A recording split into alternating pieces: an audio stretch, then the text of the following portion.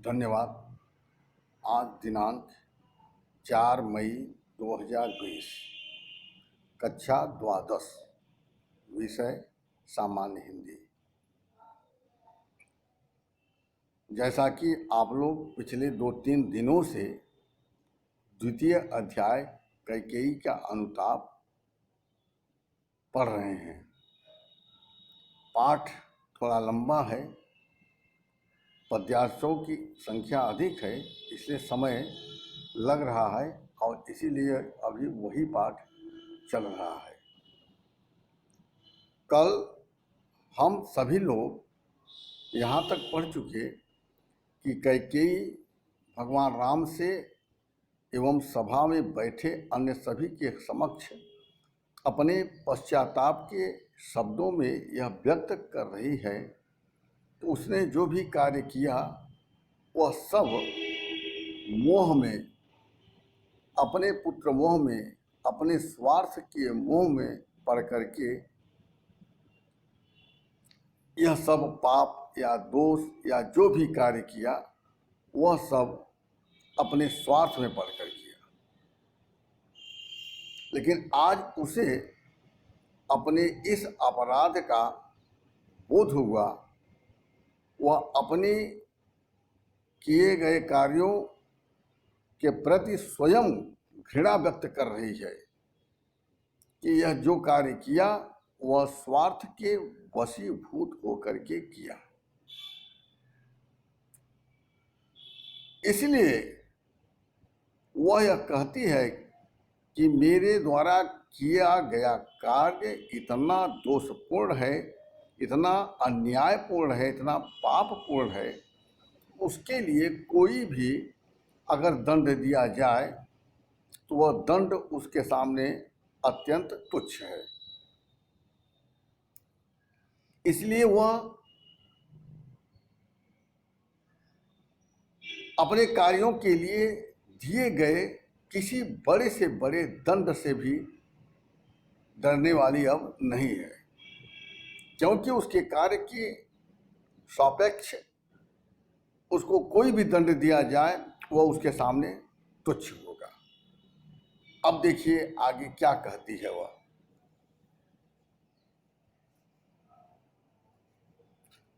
हा दया हंत वह घृणा, अह वह करुणा। हाँ दया, क्या वह अब दया की पात्र है? उसके द्वारा किया गया जो घृणित कार्य है वह दया का पात्र नहीं है। अह वह करुणा, और उस पर कोई दया करे, कोई करुणा दिखाए, यह नामुमकिन है, असंभव है। बैतरणी सी है आज जाह्नवी वरुणा। आज वह अपने द्वारा किए गए सारे अपराधों को स्वीकार करती है और वह कहती है कि आज उसके इस अन्यायपूर्ण कार्यों के कारण ही आज जाह्नवी माने गंगा, गंगा जी का नाम है, गंगा और वरुणा जैसी पवित्र नदी भी उसके लिए वैतरणी नदी की तरह लग रही है। वैतरणी नदी ऐसा माना जाता है कि यह पृथ्वी लोक पर तो नहीं है, यह एक काल्पनिक नदी है। इसके विषय में यह मान्यता है कि यह नरक में है, जब जीव शरीर को त्याग करके मृत्यु को प्राप्त करता है और जब वह पहुंचता है तो उसे वैतरणी नदी पार करनी होती है, जो नरक में नदी है।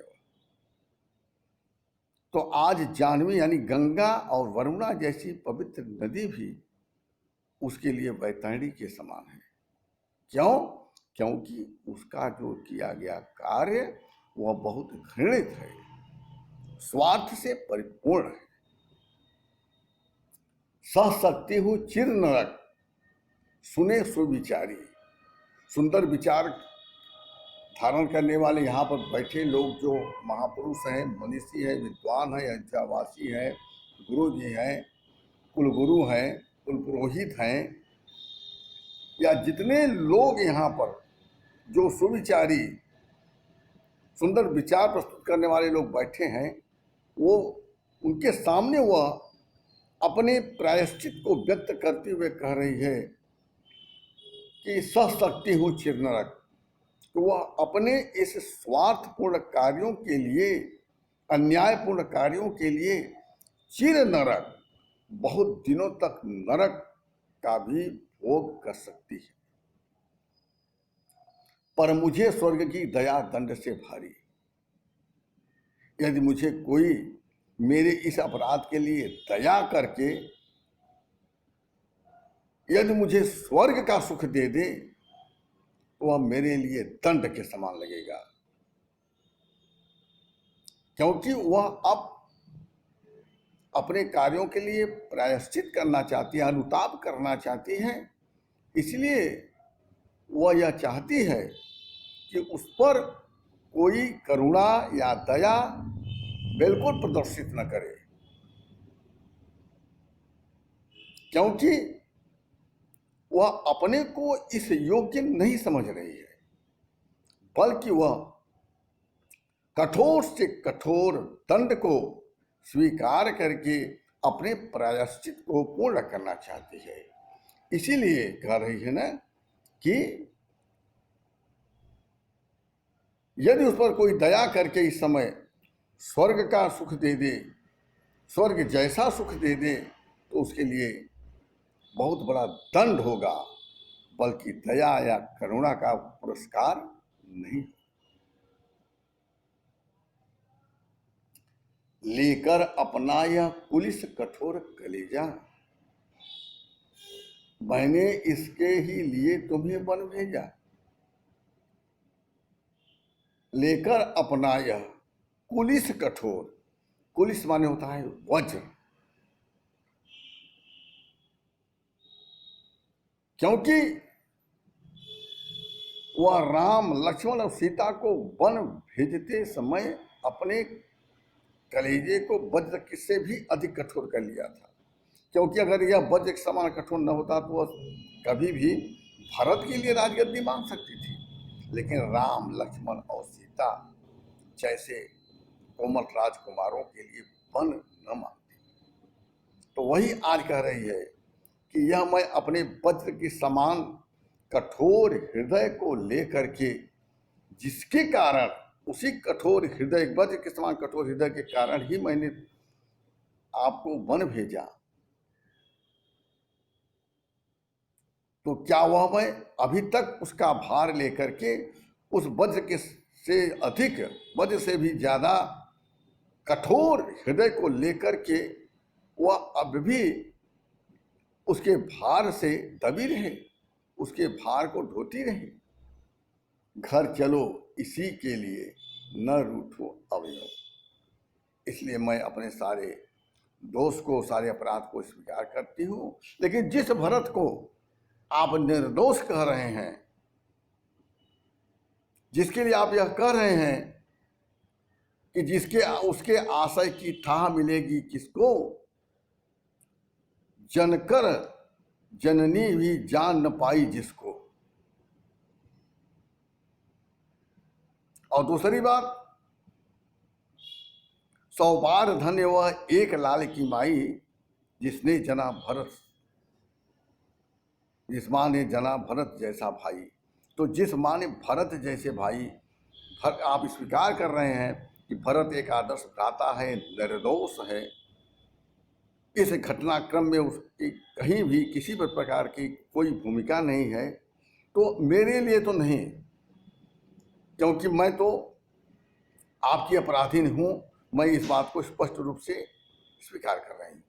लेकिन घर चलो इसी के लिए, इसी के लिए ये संकेत है वो भरत के लिए, इसलिए मेरे लिए तो नहीं, लेकिन जिस भरत को आप निर्दोष आदर्श मान रहे हैं, उसके लिए अब आप लौट करके घर अयोध्या वापस चलिए।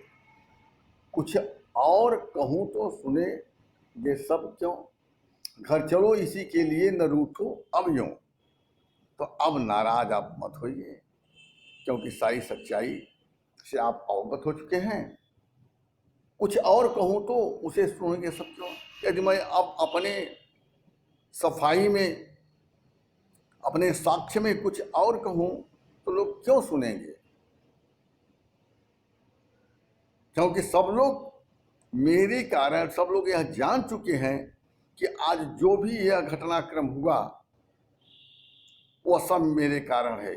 उसका दायित्व तो मेरा है, उसके लिए जिम्मेदार मैं हूँ।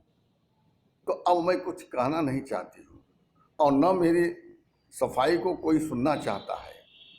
इसलिए मैं आपसे बार बार विनती करती हूँ कि मैं तो आपकी अपराधी हूँ, लेकिन जिस भरत को आपने निर्दोष साबित कर दिया है, प्रमाणित कर दिया है, उस भरत के लिए आप घर लौट चलिए।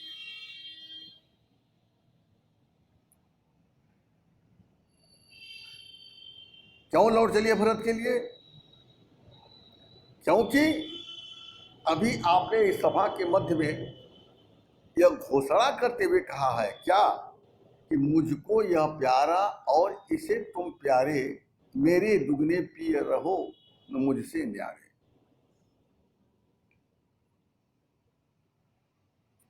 मुझको यह प्यारा, कैकेयी कह रही है कि मुझको यह प्यारा, यह माने भरत के लिए संकेत कि मुझको तो भरत प्रिय है और भरत आपको प्रिय।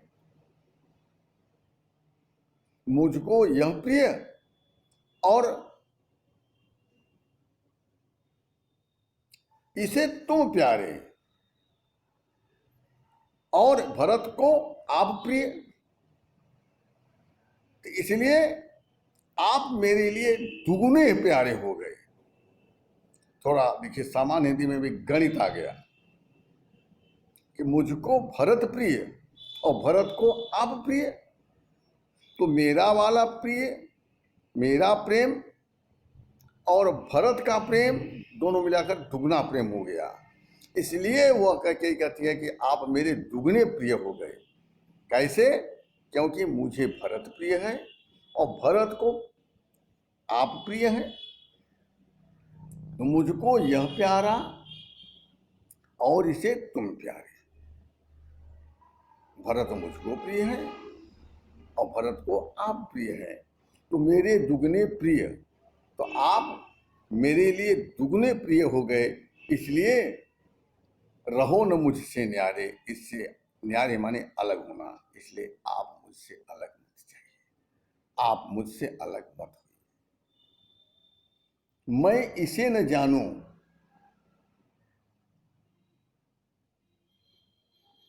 शायद मुझसे जरूर गलती हो गई कि मैं भरत के आशय को, भरत के भावनाओं को, भरत के विचारों को, भरत के आदर्शों को, भरत के सिद्धांतों को मैं नहीं जान सकी। निश्चित रूप से मैं नहीं जान सकी, लेकिन किंतु जानते हो तुम, लेकिन आप तो भरत को जानते हैं और आपने स्वयं यह कहा कि उसके आशय की था मिलेगी किसको, जनकर जननी ही जान न पाई जिसको। आप स्वयं कह रहे हैं कि जिस जननी ने उसको पैदा किया वही जान नहीं पाई। यही बात मैं भी स्वीकार कर रही हूं कि मैं तो भरत की भावनाओं को, भरत के विचारों को, भरत के आदर्शों को, भरत के सिद्धांतों को तो नहीं जान सकी, किंतु जानते हो, लेकिन तुम जरूर जानते हो, अवश्य जानते हो। अपने से पहले इसे मानते हो तुम, और अपने से बढ़ करके जितना आप अपने से प्रेम नहीं करते, उससे अधिक आप भरत से प्रेम करते हैं। इसलिए मैं आपसे यह आग्रह करना चाहती हूँ कि आप मुझे जान करके या मेरे कहने पर या मेरे अनुरोध पर तो मत विचार कीजिए, लेकिन जिस भरत को आप जान चुके हैं उसको आप अवश्य माने और उसी के लिए अयोध्या घर लौट चले। इसके आगे अभी और पढ़ना है। इन समस्त पद्यांशों में पहले की ही तरह भाषा खड़ी बोली है, शैली में प्रबंध शैली, क्योंकि कथा निरंतर आगे बढ़ती जा रही है क्रमशः।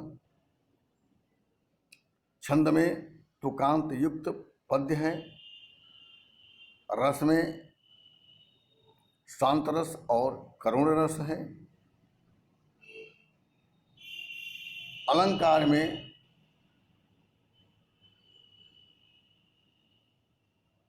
केवल इसमें जो आज हम पढ़े उसमें केवल अनुप्रास अलंकार है,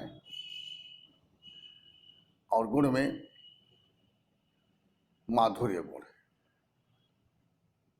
इसके आगे का अध्ययन हम अगले दिन करेंगे। तब तक आप सभी लोग इसको स्वाध्याय के रूप में अवश्य पढ़ेंगे। कोई कठिनाई होगी, कोई समस्या होगी, आप मुझसे अपनी समस्या का निदान कर सकते हैं। इसके साथ एक बार मैं फिर आपको इस बात के लिए आग्रह करता हूँ, आपके अभिभावकों से भी, कि विद्यालय प्रतिदिन 8 से 11 खुला है। आप सभी लोग अपना प्रवेश अवश्य करा लें, क्योंकि जब तक प्रवेश नहीं होगा तब तक बोर्ड परीक्षा संबंधी जो कार्य होते हैं वह अवरुद्ध रहेगा और विलंब होने से उसमें बाधा आएगी। इसलिए आपसे एक बार पुनः यह अनुरोध करते हुए कि आप जल्द से जल्द प्रवेश अवश्य करा लें। आज का अध्ययन यही समाप्त होता है।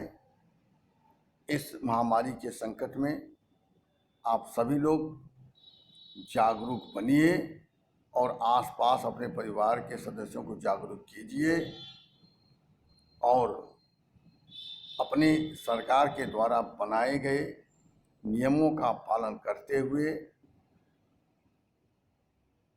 सामाजिक दूरी का ध्यान रखेंगे और अपनी सुरक्षा और अपने स्वास्थ्य का ख्याल रखेंगे। इसी के साथ आपके सुरक्षित और स्वस्थ स्वास्थ्य की शुभकामना के साथ बहुत बहुत धन्यवाद।